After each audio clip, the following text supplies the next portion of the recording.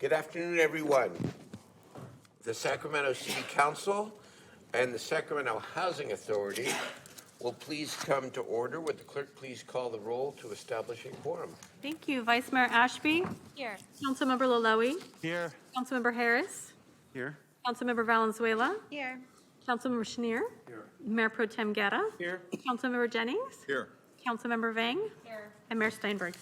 I am here. Good afternoon, everyone. Let us begin, of course, as we always do. Councilmember Valenzuela, would you please lead us in both the land acknowledgement and the Pledge of Allegiance? I will. Please stand for the opening acknowledgement in honor of Sacramento's indigenous people and tribal lands. To the original people of this land, the Nisenan people, the Southern Maidu, Valley and Plains Miwok, Putwin Wintun peoples, and the people of the Wilton Rancheria, Sacramento's only federally recognized tribe, may we acknowledge and honor the Native people who came before us and still walk beside us today on these ancestral lands by choosing to gather today in the active practice of acknowledgement and appreciation for Sacramento's indigenous people's history, contributions, and lives. Thank you. And now salute and pledge. I pledge allegiance to the flag of the United States of America, to the republic for which it stands, one nation, under God, indivisible, with liberty and justice for all. Thank you very much, Council Member, and good afternoon to everyone, colleagues, Housing Authority staff, city staff, and most important, members of the public. We do have two discussion items here today. Director Dozier, how would you like to proceed with item one? Okay, we will go ahead, and we do have a presentation for item number one. Okay, we do have a presentation. Who is presenting? I know it's not Zoom anymore. Yes. Whitney Bonner, and then we have Christine, second chair. Hey, welcome. Thank you. Good afternoon, Mayor and members of the City Council. My name is Whitney Bonner, Program Manager for Development Finance at SHRA. In February 2022, Council approved issuance of mortgage revenue bonds for the rehabilitation of River City Trio. Staff is requesting approval of final bond documents related to the construction and financing of the River City Trio project. This project is a multifamily scattered site rehabilitation development consisting of 3 sites, 1215 D Street, 2410 C Street, 2517 C Street properties. The 55-unit project includes 1 and 2 bedroom units with affordability restrictions between 50% and 60% of area median income. Interior and exterior renovations will be undertaken, including all kitchens and bathrooms with solid surface countertops, sinks, and finishes, and LED light fixtures. Vitus Group is the developer. The project will be managed by Perto Property Management, and resident services will be provided by Embrace Foundation. The financing will include 4% low-income housing tax credits, tax-exempt bonds, and conventional loan and deferred developer fee. With the approval of bond documents today, construction is anticipated to begin in the next few weeks. Staff is available for any questions you may have. Very good. Thank you so much for the presentation. More affordable housing downtown, which we need, more units. Councilmember Valenzuela. Yeah, I just want to thank the team for the excellent work on this project. Very exciting to have 55 units being preserved, and I love the fact that we're preserving existing units, which is a way to stretch our dollars and keep people housed. So with that, I'm happy to move the item. I don't believe this is a public hearing, right? Okay. I'll second. Move the item. Thank you. Do we have public testimony?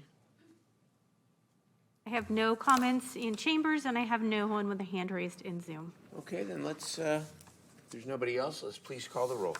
Thank you. Vice Mayor Ashby. Yes. Councilmember Laloe He stepped out. has stepped out. Councilmember Harris. Aye. Councilmember Valenzuela. Yes. Councilmember Chenier. Aye. Mayor Pro Tem Guerra. Aye. Councilmember Jennings. Yes. Councilmember Vang. Yes. And Mayor Steinberg. Yes. All right, that measure passes. We have the second and last discussion item, which is the agency's mid-year budget overview. Mr. Mayor, before we move on to that, I did have a request here. Is there a way to get an assessment of what the housing stock that needs improvement, like where we're at? I mean, we just approved this to maintain and keep that, but is there a way to get an assessment of like, okay, this is where what we've approved, but what else is out there that is getting to its lifetime? Yes, we can actually take a look at all of the ones that are in our portfolio that we monitor, and then, based on date and age, report back and tell you exactly kind of what the condition is. Great, thanks. And that's probably good. Excuse me? People also, date and age No, and condition. the housing stock. Yeah. Thank you, Director Dozier. Okay, thank you. Let's move now to the second discussion item, the mid-year budget, the mid-year overview.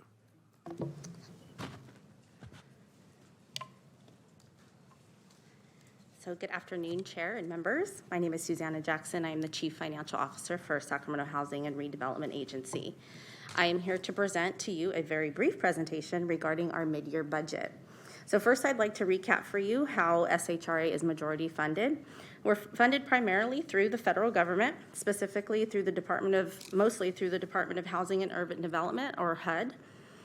They make up most of our, majority of our funding that are restricted to specific programs, such as the Housing Choice Voucher Program and the Public Housing Program. We are not funded through general fund dollars, and therefore we don't have discretion over the utilization of our funding. So to take an overall look, revenues are expected from outside sources. Originally in the budget were about 300. Sorry. That's okay. I just want to make sure that you can be heard by everybody. That is perfect. $383 million. So currently we're anticipating receiving approximately 94% of that originally estimated revenue. Our expenses are estimated to come in also around 93% of what was originally estimated for 2022. Excuse me.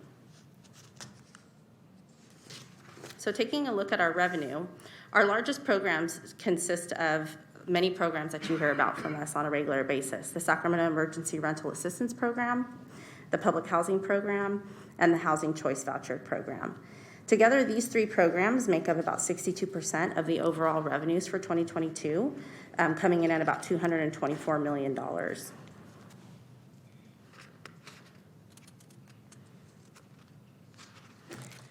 Also, our expenses, it would make sense that also the same things that are bringing in the most revenue are also making up a majority of our expenses.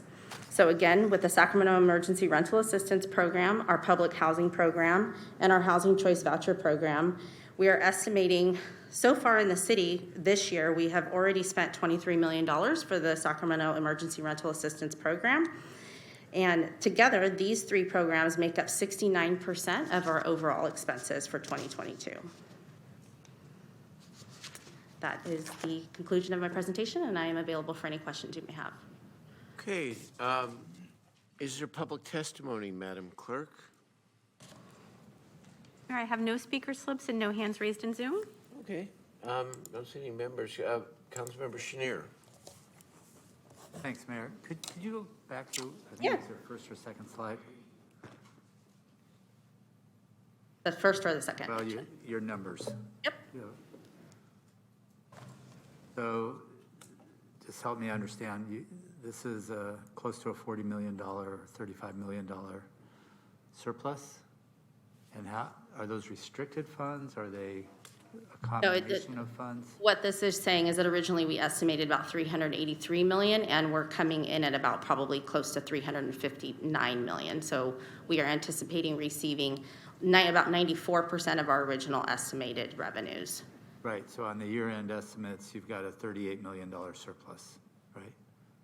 Is that correct? Correct, but these are related to both our major programs, like I had stated, the Sacramento Emergency Rental Assistance Program, our HAP, the Housing Assistance, are also known as Section 8 program. Yes. So that was my question. Yes. If you could break down what the Yes, delta is here. yes, So- those are the, Go ahead. you can go ahead. Yeah. So, No, it makes sense, of course. In our total expenses, we are estimating about $154 million in HAP. So we will get what HUD likes to do is we give them reports on a monthly basis, and depending on our needs. So as we increase, we could see an increase in that HAP if we are able to have more people lease up. It just all depends on how it's trending. So at the time when these numbers were created, we anticipated a little less of the HAP due to people struggling to lease up, which is unfortunately a typical situation in Sacramento at this time.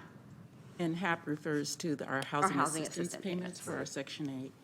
Correct. And so if there's a delta that's in, sorry. That's all right. Got it? Nope, just like that. Good. So if there's the delta that you're talking about, if we actually receive less funds, then that's based on what they see our spending. If it's more, then they're going to roll that over into an account reserve for us for the following year. Okay. Does that? Yeah, Okay. thank you. Okay, I got Vice Mayor Ashby. I just want to thank SHRA for working so hard, doing a great job. I'm really excited to open our shelter in the next month or so, and I know you guys have been working really, really hard on getting that to a place where we can get families in there, and you have so many projects on your plate. And every time I see your mid-year, end of year, and I see all the things that you're working on, I think how amazing it is that your department's taking on so much, the agency's taking on so much. So thank you. Thank you for your hard work and for your great presentation. Thank you, Ms. Dozier. You, Mayor Pro Tem Guerra. Thank you. I was actually going to bring up the point that Councilmember Chenier brought up on the delta within the surplus. Now, how much of it is non-HAP and how much of it is eligible for the operations of just SHRA? Like, what can you just? Are you able to decide? In overall, or are you just talking specifically about the numbers that I provided today? And to be specific about it, because I was looking at and I know we just recently went through collective bargaining, but it just seems to me, I know we were always trying to fight for a tight line to make sure we have the organization running within a good margin. But when you have $38 million of it, and again, it doesn't tell the whole story because some of it will be restricted dollars and what can be used. But when I talk to constituents who work for SHRA, who are on the lower end of the spectrum, it just concerns me that we have such a big delta, and yet even our own employees are having a tough time making ends meet. So was that taken into account? Or I guess I'd like to know, and you don't have to answer it now, but I'd like to know how much of that is much more flexible, that's not restricted by some of the strings that are attached that we, from the state when we get these dollars, and how much of it is eligible for increasing and strengthening the operations of the organization. So I can get you finite numbers if you would like that, but I can tell you that most of our funding is, most of this is the HAP funding specifically, so that is restricted only for those housing assistance payments. It is not for administrative use or for staff. Same thing with a lot of the operating subsidy for public housing, and then the SARA, the Sacramento Emergency Rental Assistance Program, that is the majority for those efforts specifically for the public. No, I appreciate that. No, thank you again for that presentation. And I do want to thank again, the work that SHRA has been doing has been critically important. It's not easy work. And when we present this, information, I just want to make sure that we're also, as our employees are looking at this, there's also some clarity on how the budget is being proposed to us, and where there is flexibility and when there isn't. So, because I know they're having a tough time too. So, but thank you again. Thank you, Mr. Mayor, and thank you, Director Dozier. Yes, Director If I could, Dozier. yes, if I could just kind of elaborate a little bit more. As you recall, we did come before the Housing Authority Board and move forward with increases, cost of living increases, and through collective bargaining with all of our units. And we were also able to increase some of our benefits that we rolled out to our employees, who were very, very excited and thankful for the work that you basically allowed us to do to increase the benefit levels. So just want to make sure that that gets out there. Okay. Is there anybody else? This is an oral report. Since receiving a file. Okay. I think that's it then. Obviously, well, I'll just say this. I just hope that the federal government, with all that it has achieved this past year, the Congress, the president, around climate, around broader infrastructure, makes housing a national infrastructure priority, a greater priority, because it's the missing piece of the national infrastructure strategy. And as much as we need transportation, of course we do, and the climate is everything, this community and communities throughout California need more help, more resources on the housing side. So I hope that's the theme of all our Cap to Cap and other visits to Washington, D.C. It's housing, housing, housing. And so that this budget can grow in all the right ways. Absolutely. Okay, thank you. Thank you very much. That's it, members. Is there anything else to come before the Housing Authority, Madam Clerk? No, I have no public comments for matters not on the agenda. Okay. Unless there's an executive director's report. I think your Anything you business wanna is done. No, I just really wanted to add and to thank the board for all of the support that they've given the agency. The Sacramento Emergency Rental Assistance Program has been a heavy lift, but we've been able to do a lot of that with those resources and help a lot of people in the community stay housed. So we look forward to continuing to fight for those funds, but it will be a different budget next year in the sense that some of those funding sources will not be available to us. Is all the money out that that has been allocated? Correct. Yeah. And how many people were we able to serve? How many families versus how many on waiting lists? So over 14,000 families were served, but we still have at least, I believe it's around 12,000 who are waiting. 12,000 people are housed, but in desperate need of Assistance. additional assistance that we can't provide because we don't have the resources. Right. So we've made an application to receive additional funds, but it won't be enough to cover everyone. Right. Is this through, and what about the state funds through the state budget? Is that what you're talking about in terms? State and federal, yes. We made an application to cover as many of the 12,000 as possible. Correct. And you wonder why, this is to the public, we've gotten 15,000 people off the streets over the last 5 years in Sacramento, the city and county combined. SHRA has been a big part of that, as have our nonprofits, our various efforts, and yet the problem is worse. In part, it's because there are people living in very fragile states who need assistance, and we've got a waiting list of 12,000 families. Correct? That's correct. Okay, on that note, a lot more to do. Let's adjourn, and we'll reconvene as a city council at 5 o'clock. Thank you.